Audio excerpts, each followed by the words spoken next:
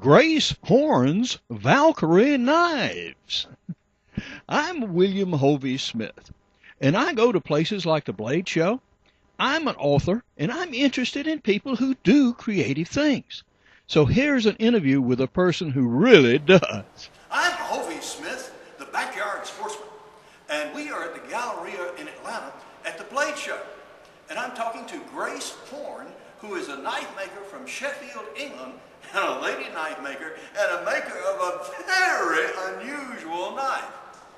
Grace, how long have you been in the knife making business? I made my first knife 20 years ago, and it was a little slip joint. Well, it's a set of little slip joints, very traditional.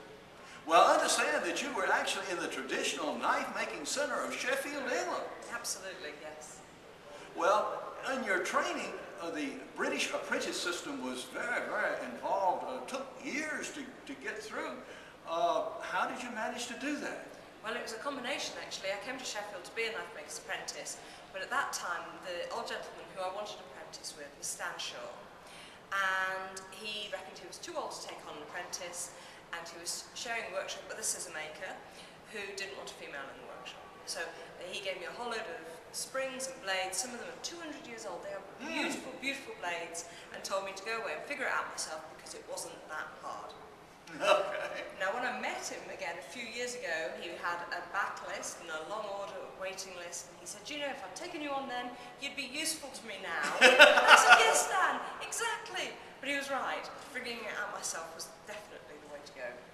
Well, after being somewhat rebuffed, you took upon yourself to do the knife-making craft and then some. Absolutely. Now, you are one of the most creative people that I know. Now, we people who are creative, there are several categories. There are those people who can take an idea very well and do a minor variation, say with a knife scale or a little different shape of the blade, etc., etc.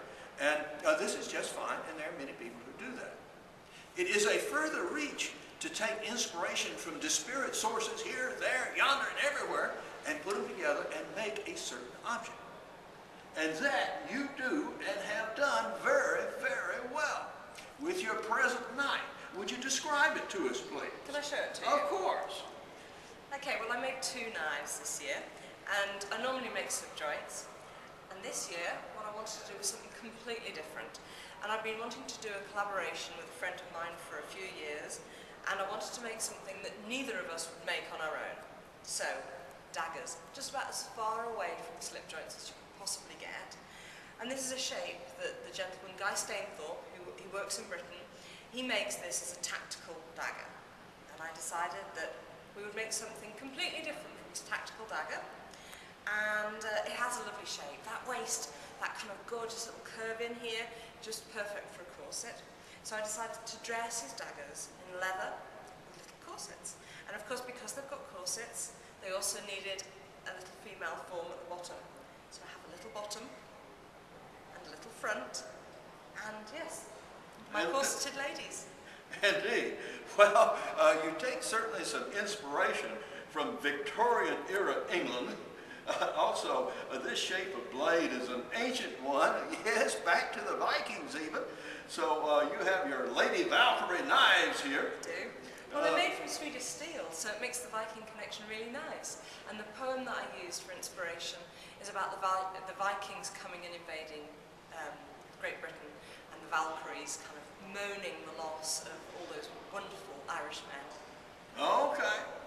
Well, ma'am, you work also in a very interesting place. It's a lovely workshop. I work in an old public toilet.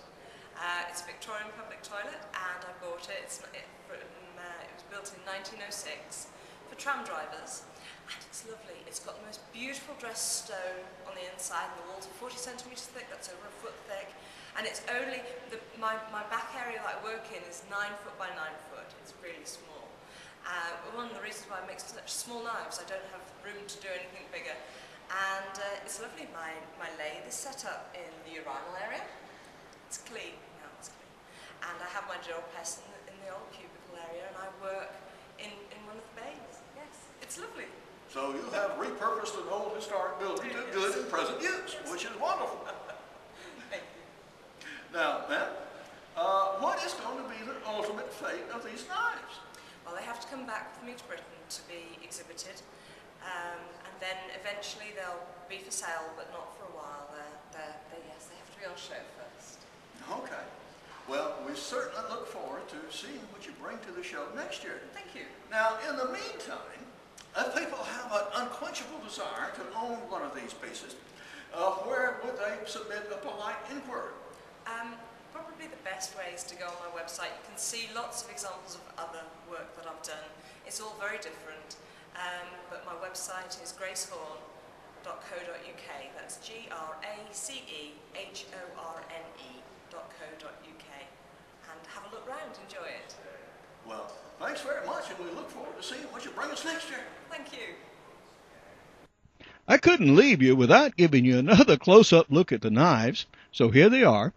Now, this was a collaborative effort between Grace Horne, who did the leather work and the carving for the handle, and Guy Stainthorp, who actually made the blades.